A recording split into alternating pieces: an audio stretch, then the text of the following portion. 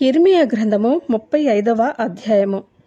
యెషయా కుమారుడును యూదా రాజునైన యెహోయాకీము దినములలో యెహోవా యొద్ద నుండి యిర్మీయాకు వాక్కు ప్రత్యక్షమై, నీవు కరేబీయుల యొద్దకు పోయి వారితో మాటలాడి, యెహోవా మందిరములోని గదులలో ఒక దానిలోనికి వారిని తోడుకుని వచ్చి త్రాగుటకు వారికి ద్రాక్షారసమిమ్మని సెలవీయగా, నేను యిర్మీయా కుమారుడును యజన్యా మనుమడునైన హబజ్జిన్యాను అతని సహోదరులను అతని కుమారులనందరినీ అనగా కరేబీయుల కుటుంబీకులనందరినీ తోడుకుని వచ్చితిని.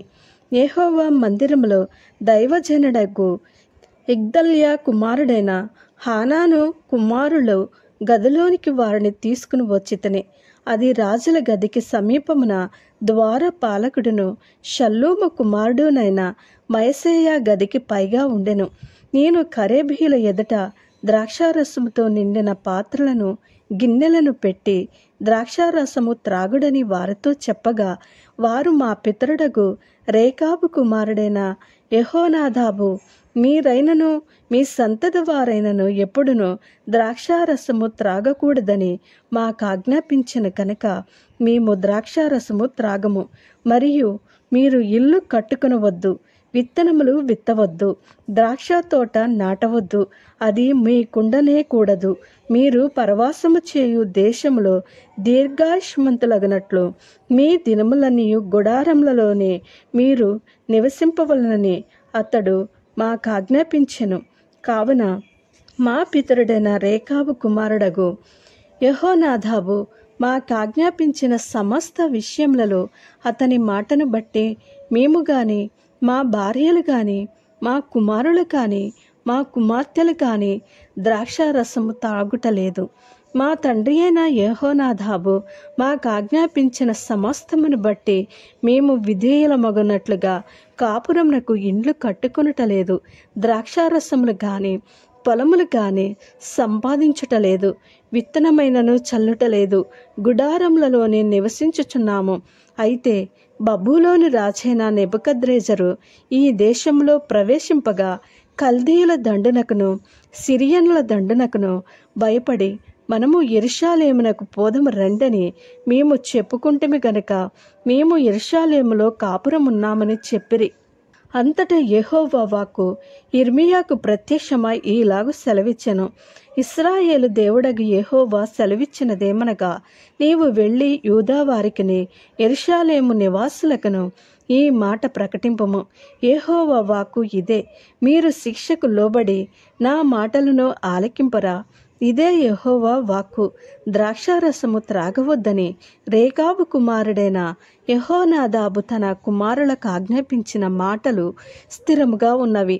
నేటి వరకు తమ పితరుని ఆజ్ఞకు విధేయులై వారు ద్రాక్షారసము త్రాగుకున్నారు. అయితే నేను పెందలకాడ లేచి మీతో బహు శ్రద్ధగా మాటలాడినను మీరు నా మాట వినకున్నారు. మరియు పెందలకాడ లేచి ప్రవక్తలైన నా సేవకులనందరినీ మీ యొద్దకు పంపుచు, ప్రతి వాడును తన దుర్మార్గతను విడిచి మీ క్రియలను చక్కపరుచుకుని ఎడలను అన్యదేవతలను అనుసరింపకయు వాటిని పూజింపకయు ఉండిన ఎడలను నేను మీకును మీ పితరులకును ఇచ్చిన దేశంలో మీరు నివసింతురని నేను ప్రకటించితిని. కానీ మీరు చెవియొగ్గక నా మాట వినకపోతిరి. రేకాబు కుమారుడైన యెహోనాదాబు కుమారులు తమ తండ్రి తమకిచ్చిన ఆజ్ఞను నెరవేర్చిరి. కానీ ఈ ప్రజలు నా మాట వినకయున్నారు. కాబట్టి ఇశ్రాయేలు దేవుడును సైన్యములకు అధిపతియునగు యెహోవా ఈ మాట సెలవిచ్చుచున్నాడు. నేను వారితో మాటలాడితిని కాని వారు వినకపోయిరి. నేను వారిని పిలిచితిని కాని వారు ప్రత్యుత్తరం ఇయ్యకపోయిరి. కనుక యూదా వారి మీదికిని యెరూషలేము నివాసులందరి మీదికిని రప్పించదనని నేను చెప్పిన కీడంతయు వారి మీదికి రప్పించుచున్నాను. మరియు యిర్మీయా రేకాబీయులను చూచి ఇట్లనెను, ఇశ్రాయేలు దేవుడును సైన్యములకు అధిపతియునగు యెహోవా ఈలాగు సెలవిచ్చుచున్నాడు, మీరు మీ తండ్రి అయిన యెహోనాదాబు ఆజ్ఞకు విధేయులై అతని విధులన్నింటినీ గైకొని అతడు మీకు ఆజ్ఞాపించిన సమస్తమును అనుసరించుచున్నారు. కాబట్టి ఇశ్రాయేలు దేవుడును సైన్యములకు అధిపతియు నగు యెహోవా సెలవిచ్చినదేమనగా, నా సన్నిధిలో నిలుచుటకు రేకాబు కుమారుడైన యెహోనాదాబునకు సంతతివాడు ఎన్నడునుండక మానడు. ఆమేన్.